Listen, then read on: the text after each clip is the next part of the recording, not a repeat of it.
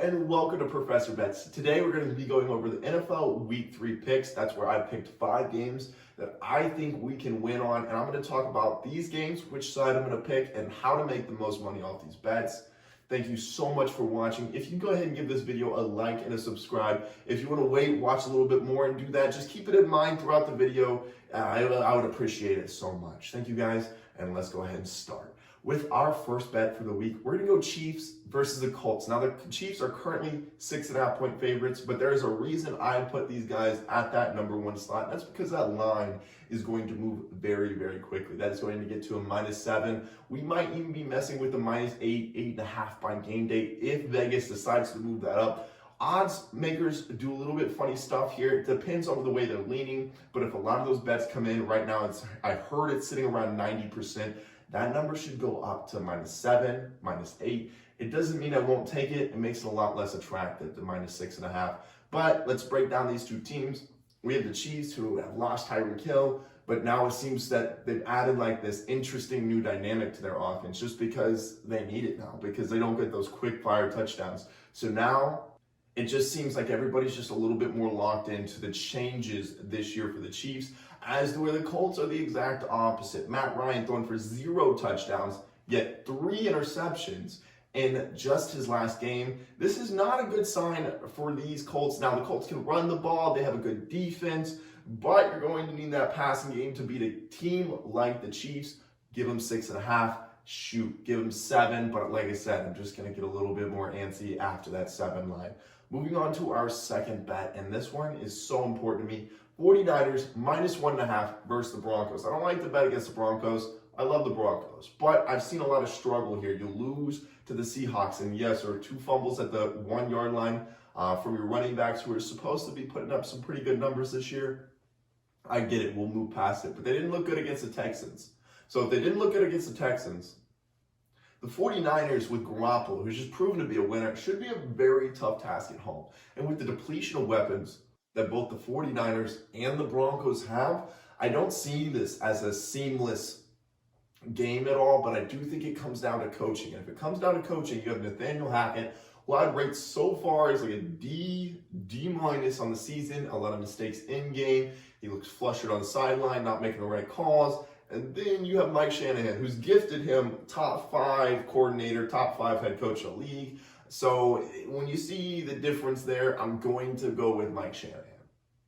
I'll be taking that -1.5. It's going to give me a little bit better odds.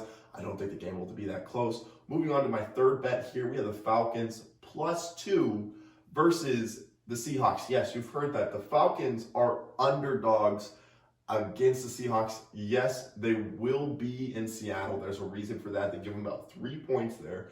But the Falcons are a better NFL team. So far, they played 2 games against better opponents. We're talking about the Saints. That's a divisional rival, week 1. Tough game to come into the season with. And they finish it 27-26. Yes, they lose that game. Then they go up against the Rams, who just got their butt kicked against the Bills. So they're looking to make a name for themselves.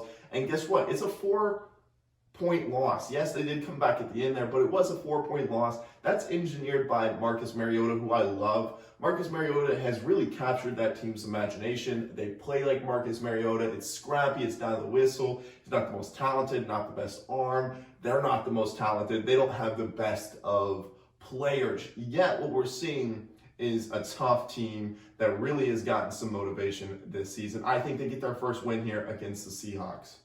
Moving right along into our fourth bet here, and we have the Packers versus the Buccaneers, and I'm going to lose a few people here because I'm going to lean Packers +3. The reason for this is when I break it down, I think both defenses stalemate each other. They're very, very good, and they're going to come in, they're going to make some plays. But when we're looking at it, I think Aaron Rodgers has outperformed Brady just by a little bit this season, and if you ask me which run game's better, I'm going to lean pretty heavily on the Green Bay Packers side here.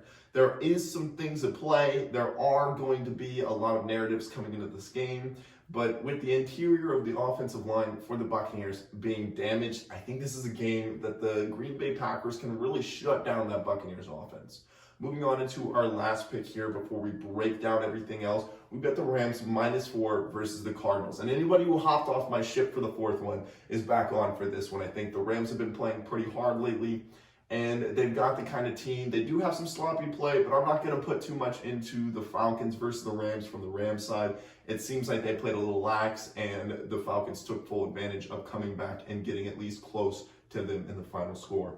So in this game, I see them as the tighter group. I see them as the most prepared group. I think I've seen from the Cardinals a lot of silly mistakes on the field, on the sideline. It just feels like there's tension. There's not a confidence. There's not calm, cool, let's get this done. It's not even fun. It looks hard. It looks like they're tense with each other. So, and after that off season, I'm not super shocked about that. I'm going to have to say the more tightly wound team here is the Cardinals. So I'm going to go with the Rams to make the fewer mistakes, to have the better players. I think they make the most consistent, safe play, and they win this game. Now that we finished those 5, let's go ahead and look at my 2 parlays that I have for this week. That is going to add up, maybe 3 of them, maybe 2 of them that I really like. But while I go ahead and have those on the board for you to look at, thank you so much for watching this video. If you would leave a like and subscribe, it would mean so much to me. A comment would be huge. I love you guys. Thank you so much for letting me do this, for letting me talk to you guys about sports. It's an absolute gift. A subscribe, a like, a comment just lets me know that you're watching, and that's a big deal for me. Thank you guys once again so much.